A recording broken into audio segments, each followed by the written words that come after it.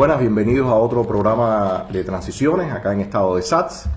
Reanudamos esta serie con China y Vietnam como países foco de este tipo de procesos que se han dado, que se dio sobre todo en las últimas décadas, en la última década del siglo pasado. Por hoy tenemos nuevamente a Fernando. Gracias, Fernando, por estar con nosotros y compartir toda la información que traes y tu conocimiento. China y Vietnam son dos países que se comportaron de manera distinta. Realmente, si vamos a hablar de transición a la democracia, no ocurrió ninguna transición a la democracia. Lo que ocurrió fue ciertas variaciones en la dinámica que ellos venían aplicando. En China lo llamaron socialismo con características chinas, ¿no? Y en Vietnam, bueno, le llamaron Dumoy, algo así, ¿no? Dumoy, sí. Dumoy. En un final lo que buscaron fue de alguna forma viabilidad del sistema, porque claramente con el tipo de economía que se había planteado originalmente los países iban al desastre. Recordemos que en el caso de China se venía de la famosa revolución cultural, que fue un total fracaso y sumió al país en niveles de miseria aún mayores, ¿no? Entonces, quisiera, Fernando, que arrancáramos haciéndonos una panorámica general de cómo ocurrieron esos procesos, sobre todo en China. Después pasaremos a Vietnam. Para comprender también después, yo quiero entrar en algunos temas del ámbito político, pero pudiéramos empezar por las transformaciones que se dieron en la parte económica. Bien, yo creo que sí, porque en ambos procesos, o sea, en ambas reformas, el hincapié fundamental se hizo en el plano económico, aunque en el caso chino pues hubo también algunas implicaciones políticas en sus inicios. Es interesante señalar lo siguiente: en el año ya 1963, o sea, tan lejano como 1963, Zhou Enlai, que en ese momento era el primer ministro de China, ya Mao Zedong no era presidente, sin embargo seguía siendo el secretario general del Partido Comunista Chino, propuso en el plano teórico realizar las 4 modernizaciones que necesitaba la economía china. La primera modernización era fortalecer la agricultura, la segunda fortalecer la industria, la tercera fortalecer la defensa nacional y la cuarta fortalecer la ciencia y la tecnología. Esas cuatro modernizaciones en la práctica son las que después se retoman en las reformas chinas en el año 78. ¿Qué pasa? Después de este planteamiento en el año 63 viene la muerte de Mao Zedong, viene el grupo de los 4, está el problema de la revolución cultural y viene la degradación que se produce en la economía china. Y por lo tanto Zhou Enlai cae en desgracia, inclusive es sacado de todo lo que tiene que ver con el poder. Y no es hasta el año 1978 cuando Deng Xiaoping accede al poder, o sea, en diciembre de 1978, cuando se retoma esto, ya no planteándolo como modernizaciones, sino como el programa que se llamaba de reforma y apertura, o sea, en chino ellos le decían Gaige Caifán, o sea, reforma y apertura.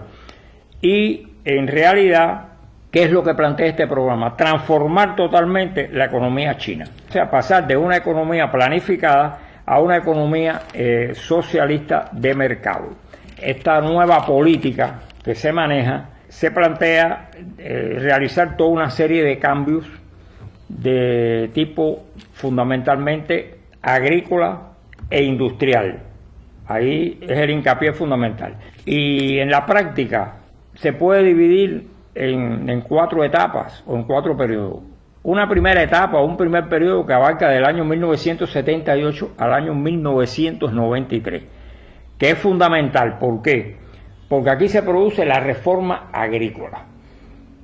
¿Y por qué es fundamental? Porque toda la economía agrícola china estaba basada en las comunas, las llamadas comunas populares. Las comunas prácticamente se habían establecido desde la época de la Revolución China, cuando empezó la Revolución China, cuando el triunfo de la Revolución. Pero después se degradaron durante la etapa de la Revolución Cultural China, Recordemos que estas comunas, que en realidad eran granjas de producción agrícola, estaban formadas por familias que se agrupaban en un territorio que era del Estado y todo se realizaba de forma colectiva. O sea, se sembraba, las cosechas se entregaban al Estado, que le pagaba una cantidad de dinero y la alimentación, la vivienda, todo era de tipo colectivo. O sea, esa era la comuna. La comuna se degradó al extremo que, si recordamos la época de la Revolución Cultural China, se pretendía que las comunas fundieran acero. Y se pretendió que en las aldeas, con cazuelas de barro, se fundiera acero. Hasta ese extremo se degradó. ¿Qué trajo como consecuencia o qué se hizo fundamentalmente? Y es el cambio, yo diría, principal de la economía agrícola china. Estas comunas que tenían un carácter colectivo, se decidió desagregar las tierras, o sea, entregar las tierras en propiedad a las familias que formaban las comunas, de acuerdo a la cantidad de miembros que tuviera la familia. De acuerdo a la cantidad de miembros era la cantidad de tierra que se entregaba. Y se estableció lo que ellos le llamaron el contrato familiar.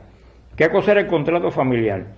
Que la familia que recibía estas tierras se comprometía a producir una cantidad determinada de productos del agro, venderlo a precios que establecía el Estado para cubrir la demanda estatal. Esta venta que se hacía servía para ir pagando las tierras que ellos habían recibido. O sea, se utilizaba como compensación para pagar las tierras. Pero lo importante, ¿qué cosa era?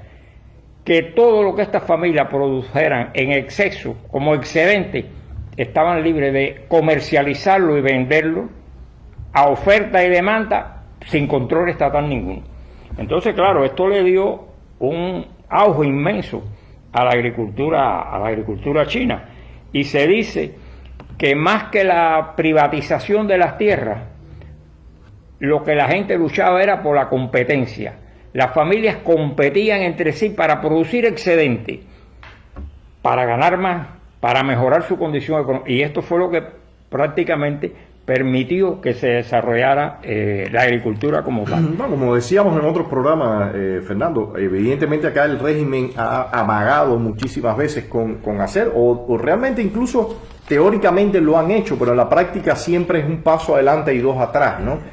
Y entonces viene nuevamente la cuestión de topar precios, viene la cuestión de los inspectores, de la corrupción, todo eso que evidentemente no deja que esos amagos que hacen fructifiquen. Y Cuba evidentemente todavía sigue con una carencia en la producción de alimentos tremenda y sigue importando del 80% de los alimentos que se consumen en el país. Sí, eso los chinos prácticamente abrieron la mano y permitieron, bueno, compitan, produzcan.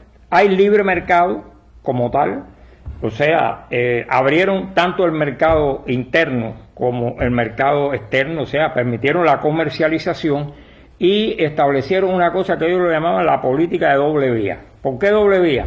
Porque el Estado mantenía algunas empresas productivas de carácter estratégico que eran interés del Estado, pero a la vez se desarrollaba la empresa privada, o sea, los negocios privados, las granjas estas, que ya no eran granjas, ya eran familias produciendo, y restituyeron la llamada agricultura familiar china, que era tradicional. Esto trajo como consecuencia que prácticamente se eliminaron las hambrunas, que todos los años China padecía una inmensa hambruna. Inmediatamente empezaron a proliferar los productos y se resolvió esto. ¿Qué pasa con estas características? También se permitió, se descentralizó, en el sentido de que ya no era el poder central el que organizaba las empresas. Se permitió que se hicieran empresas públicas en los poblados, en las aldeas. O sea, las autoridades locales tenían posibilidades de organizar empresas públicas, tanto subordinadas al poder local como privadas, y que la famosa municipalización que están hablando ahora acá, ¿no? La famosa municipalización de la que se habla ahora y que no acaba de cuajar como tal. Hay que tener presente que China, bueno, una población inmensa, en aquel momento era más de 1.000 millones de habitantes, hoy son 1.400.000, y una extensión de más de 9.587.000 kilómetros cuadrados, o sea, una cosa terrible para poder alimentar y poder producir.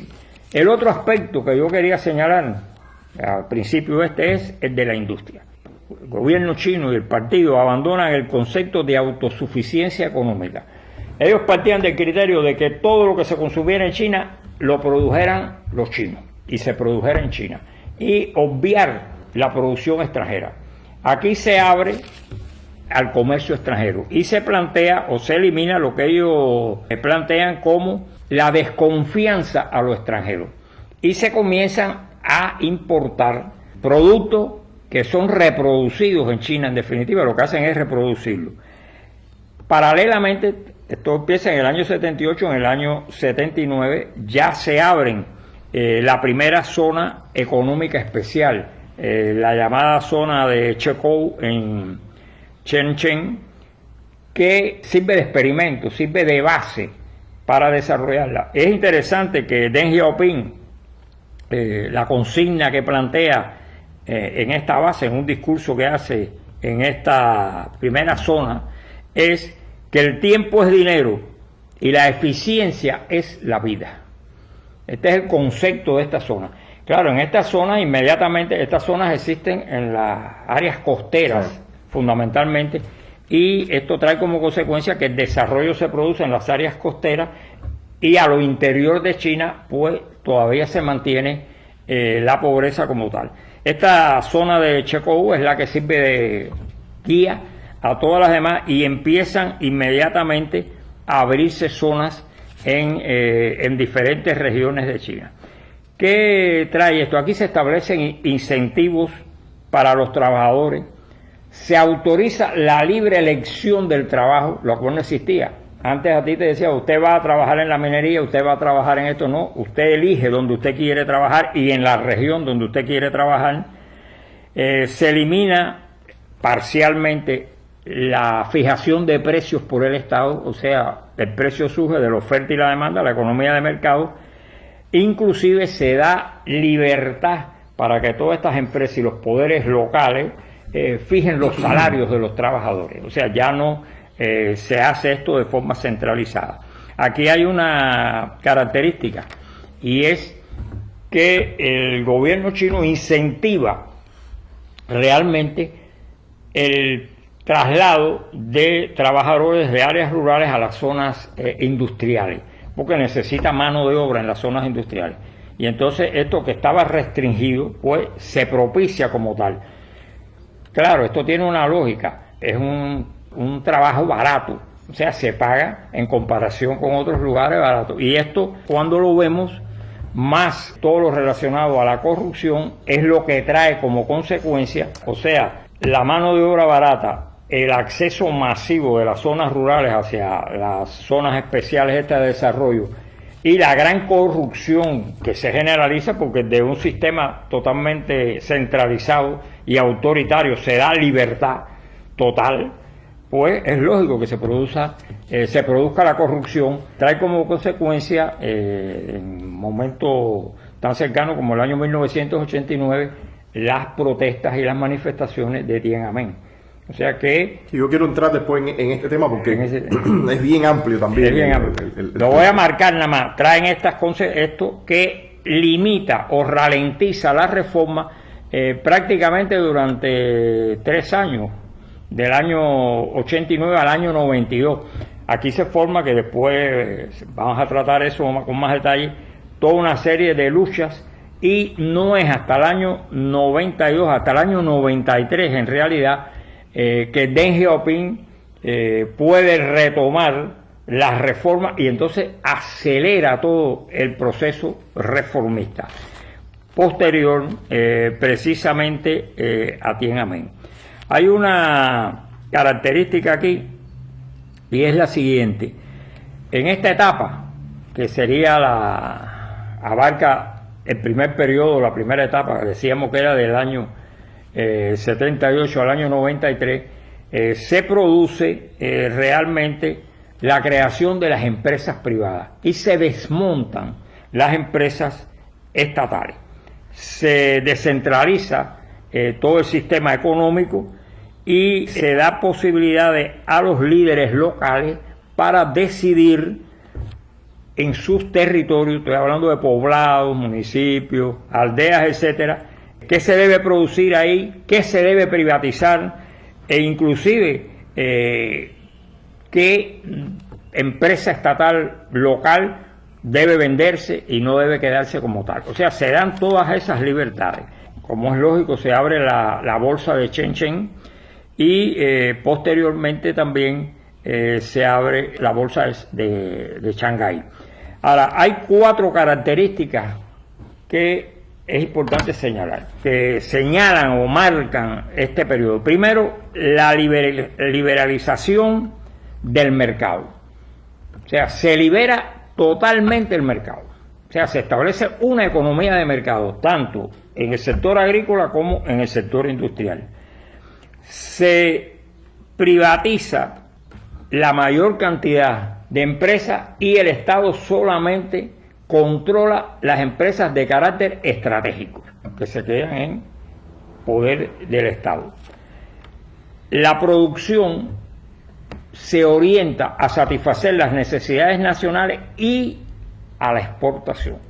O sea, se abre el mercado internacional y se maneja abastecer esta exportación. Y después vamos a ver cómo se hace. Y se descentraliza totalmente la economía, dando autonomía a todos los niveles para poder desarrollar el país.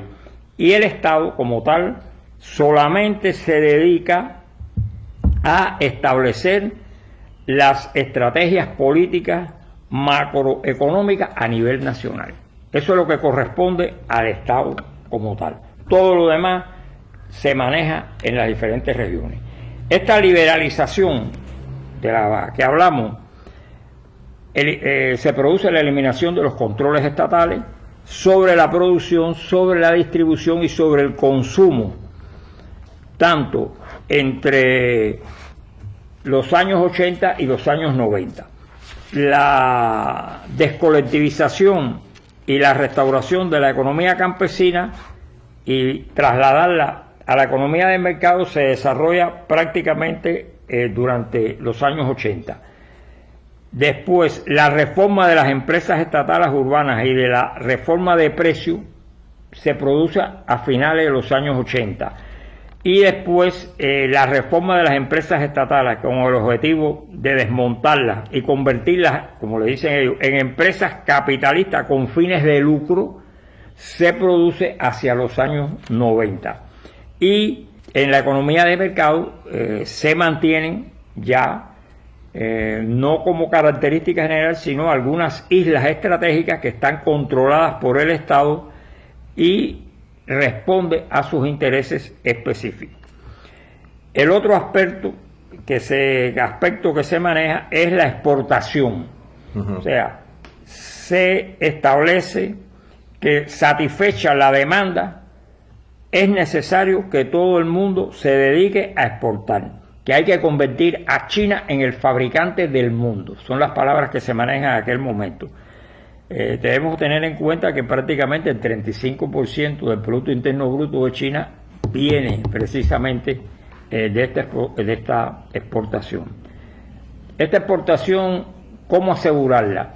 En China se hace una valoración de cómo está la enseñanza en China y llegan a la conclusión de que está atrasada con respecto a toda una serie de países. Partiendo del mismo principio del contrato familiar, se buscan a los mejores estudiantes, los estudiantes más capacitados, y se le envían a estudiar a centros extranjeros, Estados Unidos, Inglaterra, Francia, etcétera, con el compromiso de que este estudiante debe regresar a China para aplicar sus conocimientos. Si no regresa a China, se toman medidas con la familia de este estudiante que autorizó la salida del estudiante. O sea que se mantiene un cordón umbilical obligando a los estudiantes a que regresen.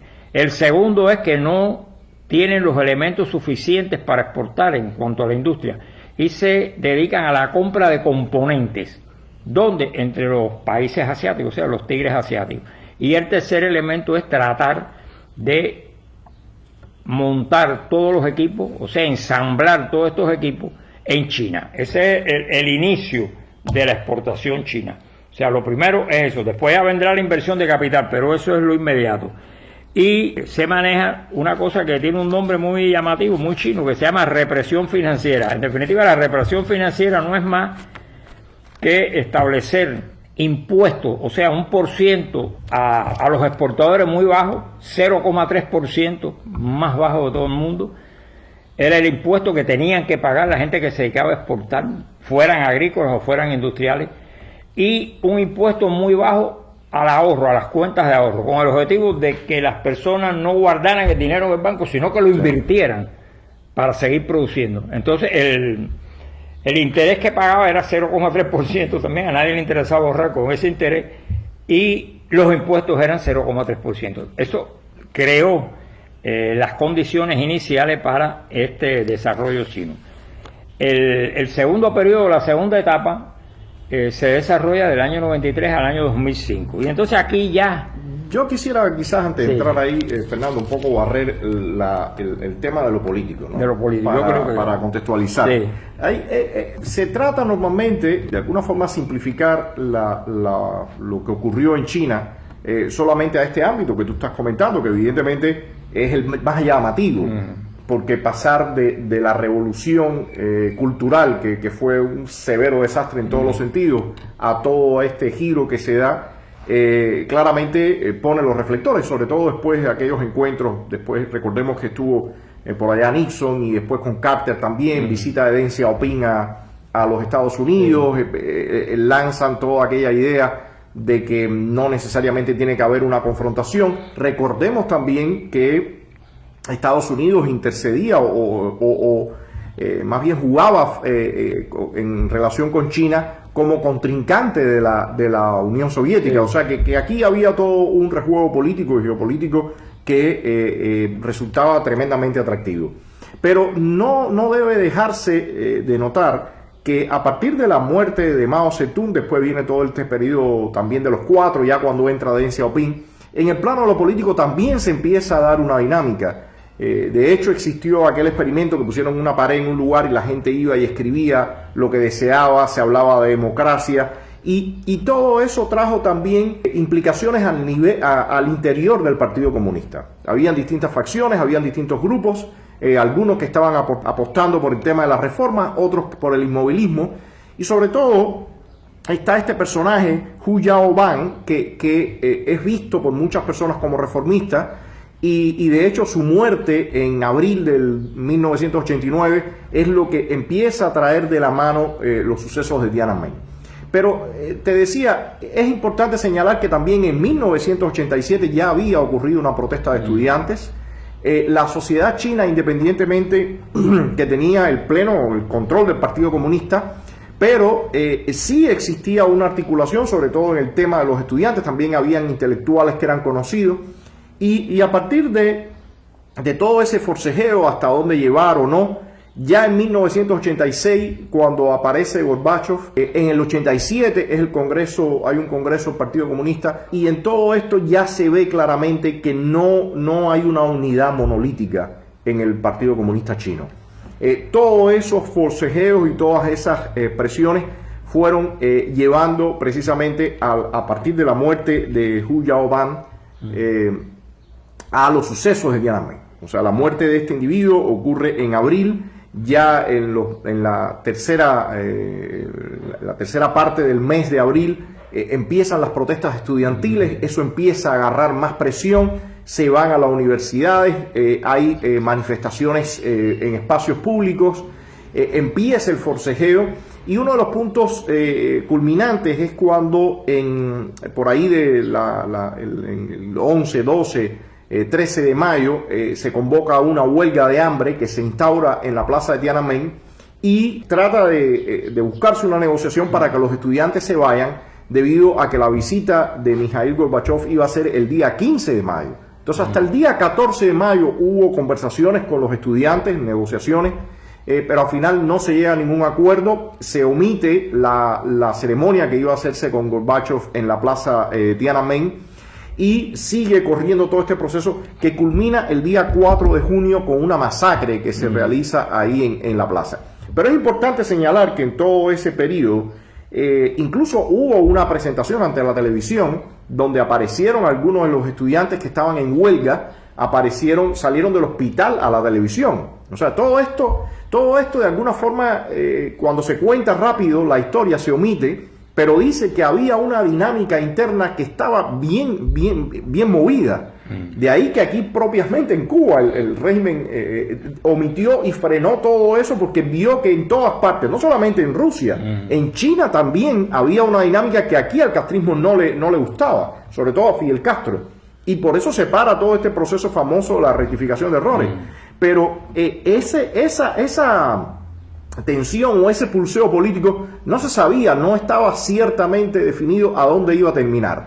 Hay personajes, algunos de los personajes más importantes del ala reformista van incluso a la plaza Tiananmen, conversan con los estudiantes, le piden que se lleve eso por el camino de las protestas pacíficas, que vayan a las universidades, que se realicen, que se vaya por otra vía para que le den el chance a ellos a introducir más reformas en el partido. Mira, es evidente que los estudiantes no iban a tener confianza. También hay que entender el carácter inexperto de muchos de esos estudiantes por el propio escenario que se daba en China.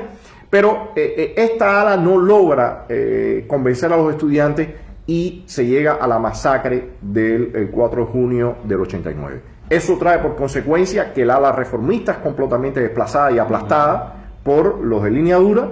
Y definitivamente, como tú decías, las reformas sufren un desacelere hasta el año 92-93, donde ya de nuevo vuelven a tomar, pero ya netamente la reforma política, no la reforma económica, no la parte política.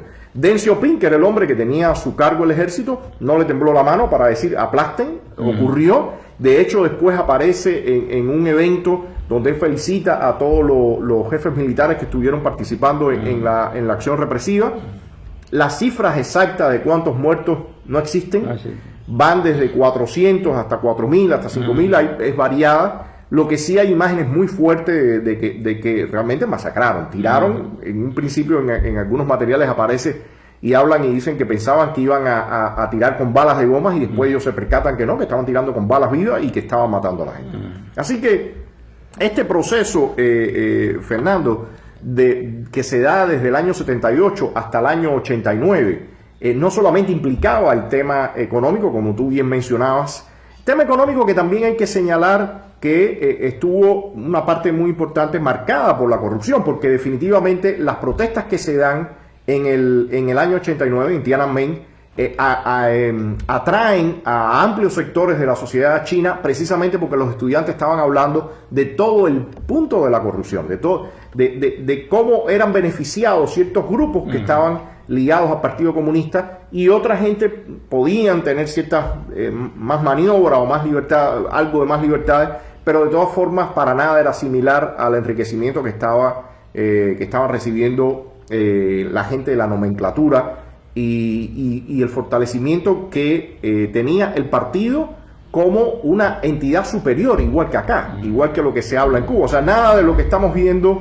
que ha salido a recitar Murillo o Lazo o Díaz-Canel o cualquiera de estos personajes es ajeno a lo que se ha visto en algunos de estos otros países. En ese sentido, Fernando, la apertura de las zonas especiales, por supuesto, buscó atraer a grandes empresas, a grandes transnacionales, pero también no se limitó a empresas extranjeras, sino también al capital de los chinos de ultramar, como también como se mencionaba, ¿no? O sea, se buscó que los chinos que estaban en la diáspora, en ultramar, vinieran, invirtieran, y eso se hizo del primer momento.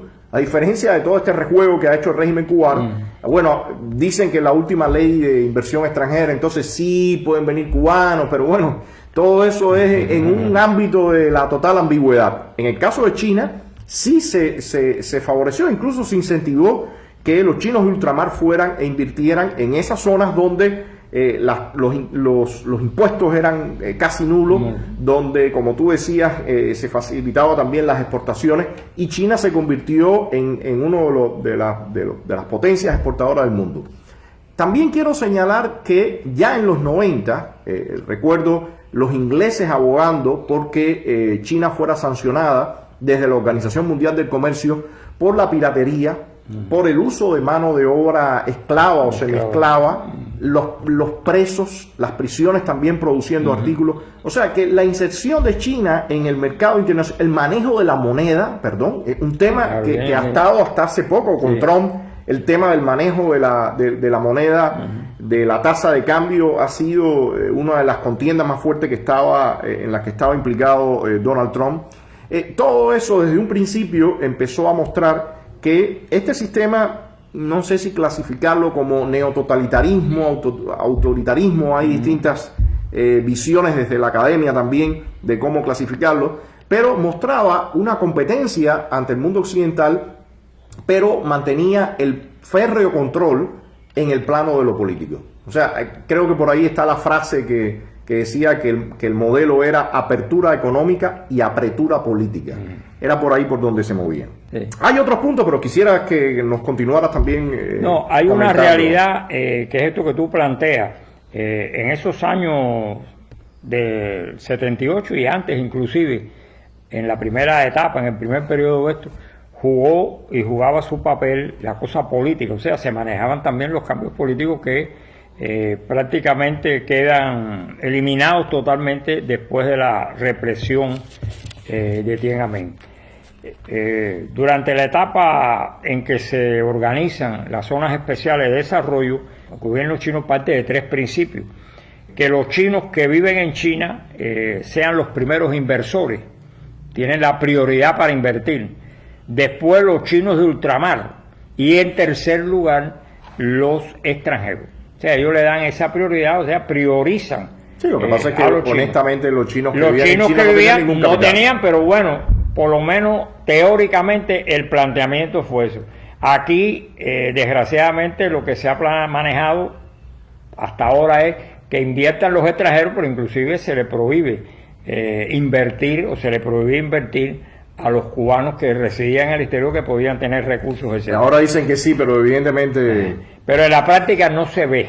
No, ni nadie confía, Fernando, porque el régimen estafó en los 90 a los propios inversionistas que llamaron acá al país. El régimen terminó en deuda con todos ellos. No, y hay un elemento también que a veces lo obviamos, y es el siguiente.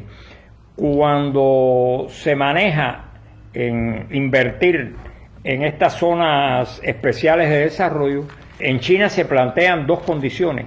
Primero, satisfacer las necesidades del mercado chino. O sea, usted pone industria para satisfacer las necesidades del mercado chino y además para exportar.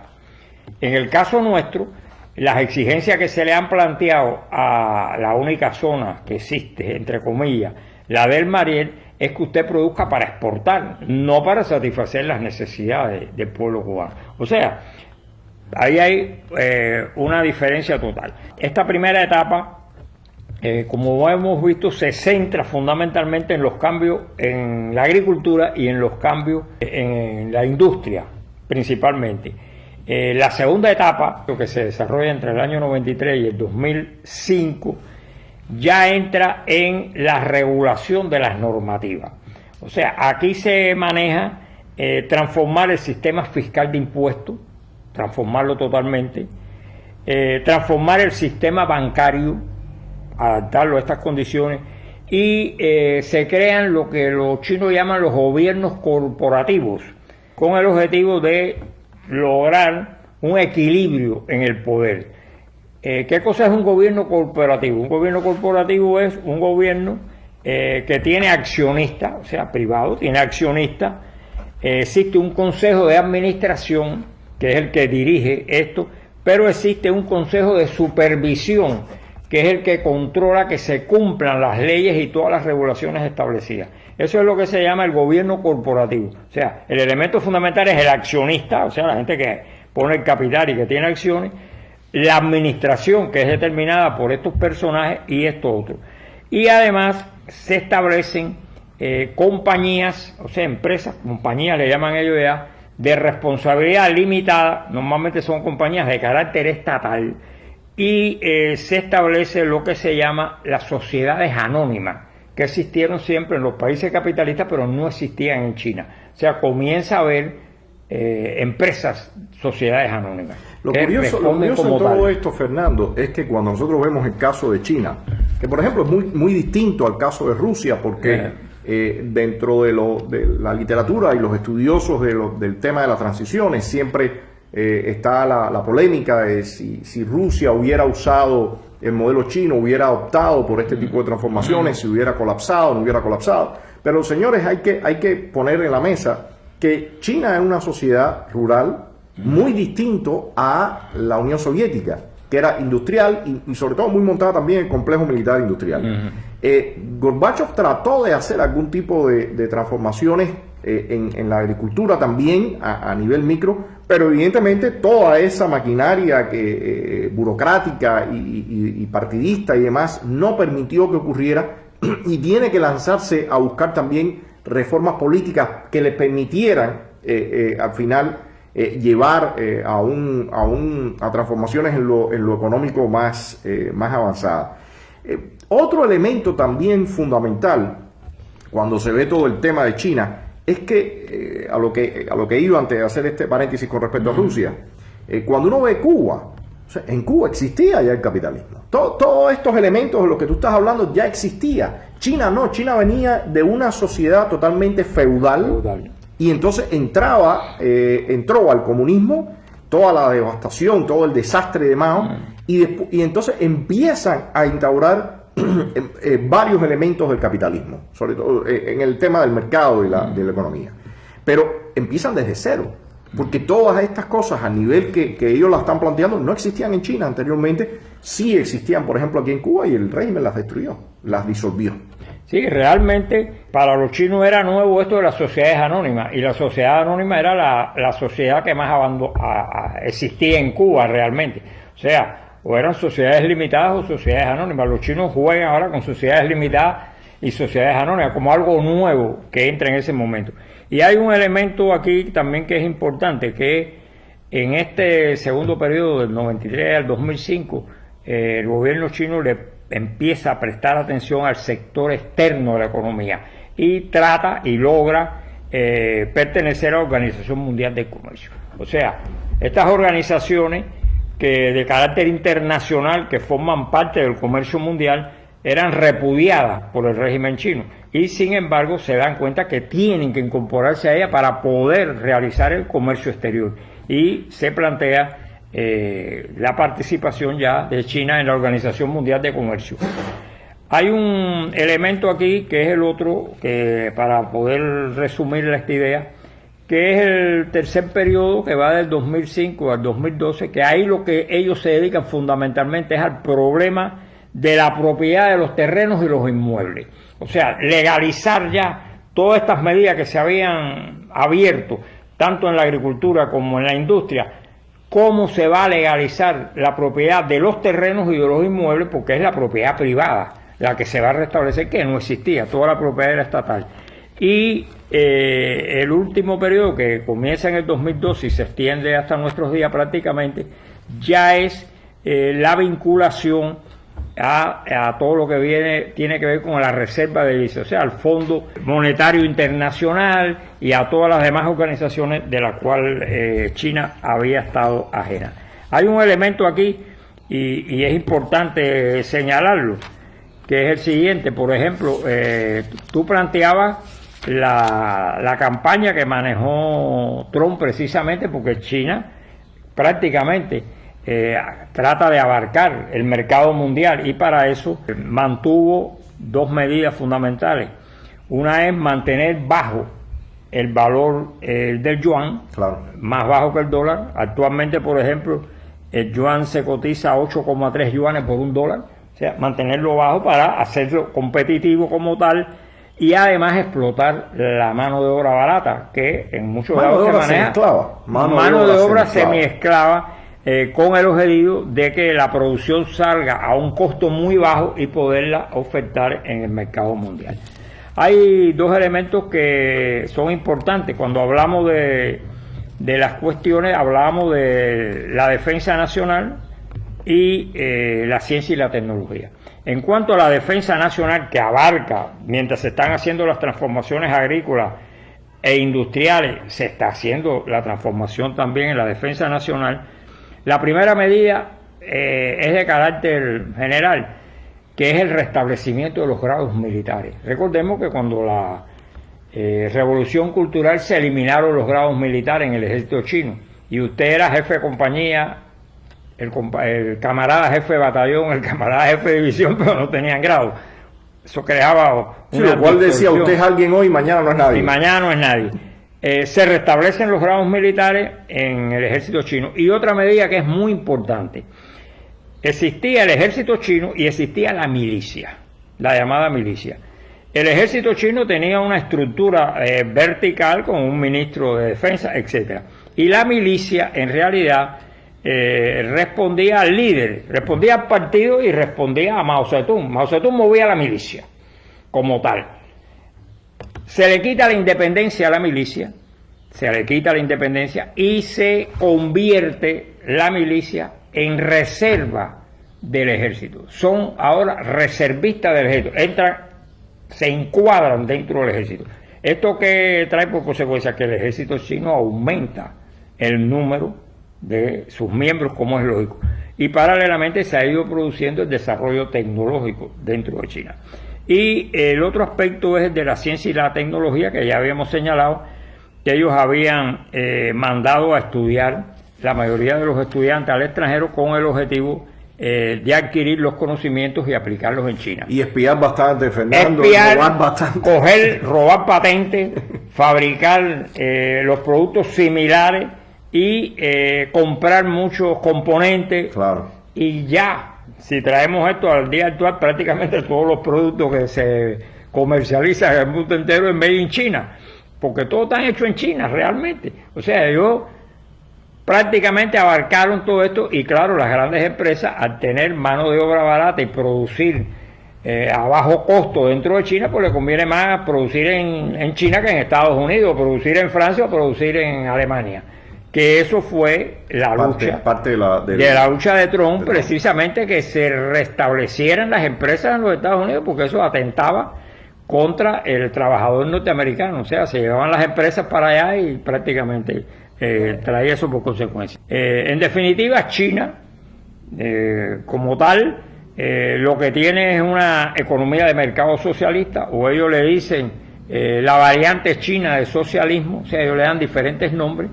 Y hay un elemento aquí que no debe quedarnos sin señalar, que es que si en la época de Deng Xiaoping se separaron las funciones del partido y el gobierno, el presidente era una persona y el secretario otro, después ya esto se vuelve a lo anterior y en una sola persona se funden nuevamente el partido y el gobierno. O sea, el presidente y el secretario del partido son la misma persona, lo cual vuelve a centralizar realmente. Sí, ha habido una centralización con todo el tema también con los últimos tiempos con Xi Jinping. Sí, ha habido una centralización otra vez, que como señalábamos aquí, pues hay una centralización total de carácter político, hay una descentralización de carácter económico, pero hay una centralización. Yo creo que es importante nuevamente señalar, Fernando, y como mencionaba en mi intervención anterior, en los últimos tiempos hay una discusión ya en el ámbito político, en el ámbito académico también, sobre la viabilidad o la eficiencia o eficacia que están logrando los sistemas autoritarios. Hay múltiples definiciones de sistemas autoritarios. Yo el otro día escuchaba a uno que decía que los sistemas autoritarios es el poder de pocos en nombre de muchos. Yo diría que los totalitarios sería el poder de pocos en nombre de todos, ¿no? Porque al final de la jornada ya en el totalitarismo es como el clímax de los autoritarismos, ¿no? Pero lo que sí está claro, y con esto que tú mencionabas de la fusión ahora ya de los poderes civiles y el partido y todo lo demás, es que el Partido Comunista Chino y la élite china sigue manejando el mismo concepto de partido que tenía el leninismo, ¿no? Que es el partido como la sombra que cubre todo y está en todas partes, ¿no? Tanto está en las universidades como está en el mundo de los negocios, como está en el mundo de la política, en el ejército, en todas partes. Y eso marca realmente ese carácter, si no neototalitario, autoritario, pero ese carácter de control social que en los últimos tiempos ha sido exacerbado también con el tema de la tecnología. Se conocen todos los escándalos que hay con las industrias Huawei de celulares, de control de internet, o sea, que todo este nuevo aspecto tecnológico le ha facilitado al Partido Comunista Chino tener un mayor control sobre la sociedad. O sea, hay cosas realmente delirantes, hay muchas personas asociando y llamando a la novela de Orwell con el tema de 1984, con lo que está pasando en China. Hay muchas discusiones también ahora con todo el tema globalista y demás, pero el nivel de control que logra China realmente es espectacular. Lo hemos visto ahora con la situación de la pandemia también, como la cerrazón que ha habido ahí adentro. O sea, que llamar, y eso algunas personas en algún momento lo han intentado sugerir, pero llamar a un modelo tipo chino en Cuba, en mi opinión no tiene sentido. No tiene sentido porque las diferencias culturales son tremendas. O sea, aquella corte imperial quizás es ahora el nuevo partido comunista. Esa distancia del ciudadano, del hombre común, con esa capa, con esa élite que se mantenía en aquel momento, la siguen manteniendo ahora, pero con una renovación que es en referencia al Partido Comunista, y nada de eso tiene que ver con la idiosincrasia y las características culturales nuestras en Cuba. Hay otro elemento que me parece importante señalar, que si bien todo este despegue en el tema económico, o sea, ese giro que se dio a partir de la Revolución Cultural y se ve desde el 78 al 93 y todo lo que vienes hablando, hay otros elementos de comparación en la zona que son los tigres asiáticos, donde no existían los mismos niveles de control político y demás, y tenemos ahí el caso de Corea, Hong Kong, Singapur, Taiwán, donde el despegue económico fue mucho mayor. O sea, realmente en comparación con lo que pasó en China, lo que claramente en China, cuando se hace en retrospectiva, se ve el gran desastre y la hecatombe que estaba en el periodo de Mao. Bueno, cuando se compara con todas las reformas y todo lo que vino después de Deng Xiaoping, evidentemente el despegue sí es descomunal. Me parece que el tema China, luego también ahora con todo el escenario que está pasando con Ucrania, el pugilateo que hay en relación a Taiwán, lo que pasó lamentablemente con Hong Kong, que él finalmente terminó absorbiendo completamente a Hong Kong, aplastando algunos movimientos disidentes que habían y demás. El tema China va a estar en la mesa de discusión por un largo tiempo y para nosotros los cubanos tiene una importancia capital porque el régimen cubano siempre se ha debatido si se mueve entre algo parecido a lo que hicieron los chinos o Vietnam o la propia Rusia ahora. Al final no ha optado por ninguno, ha mandado a algunos profesionales a estudiar esos casos, se han hecho conferencias, artículos académicos y demás, pero en la práctica todo aquello de los famosos lineamientos y el reordenamiento y todo eso terminan en papeles y pura palabrería, pero en la práctica lo que estamos viendo es una crisis que no toca fondo, ¿no? Sí, hay una realidad y es interesante, aunque después vayamos a tratar esto cuando hablemos de Cuba, ¿no? Y es que todas estas experiencias que hubieran podido servir de acicate a las reformas en Cuba o de algunos cambios en Cuba, que han sido estudiadas, como tú bien dices, porque se mandaron personas, pues en realidad fueron tentativas que se engavetaron, quedaron en el plano teórico, quedaron en el plano de los deseos tal vez, pero no de ejecución, y ninguna de estas medidas realmente que hemos visto que se tomaron en China, de las más elementales como es la transformación agrícola, en Cuba se ha producido. O sea, en Cuba, a pesar de las célebres 63 medidas para modernizar la agricultura, podían haberlas obviado las 63 y haber tomado una sola, simplemente darle la propiedad de la tierra y darle la libertad al campesino de producir y comercializar sus productos. O sea, 63 medidas burocráticas en definitiva, que lo que han hecho es tratar de mantener el control sobre lo que no se quiere soltar, lo que no se quiere permitir que realmente se privatice. Resultado, los estamos viviendo, o sea, escasez total, no hay leche, no hay carne, no hay producto, no hay nada prácticamente, o sea, y una inflación galopante que cada día se desarrolla. Que fue otro elemento que los chinos lograron controlar. Los chinos lograron controlar la inflación. Los chinos controlaron la liberalización de precios y la producción y todo y lo demás. Permitieron, y nosotros, desgraciadamente, no. Esa es la experiencia y lo que tenemos que tener presente de Bueno, caso Fernando, chino. te agradezco mucho todo este mapeo detallado de cómo fue el proceso. Me parece que para quienes nos siguen queda claro las diferencias que van existiendo en todos esos procesos de transición, en algunos no de transición, pero sí de maniobras o reformas. Y teníamos pensado hoy cubrir Vietnam, pero evidentemente no nos alcanza el tiempo. En el próximo programa veremos Vietnam, veremos también Birmania, para quizás algunos toques de otras transiciones, pero para ir ya finalmente al caso Cuba, en un momento tan difícil como el que está atravesando nuestra isla. Así que te agradezco, Fernando, gracias a ustedes por seguirnos y nos vemos en otro programa de la serie de Transiciones.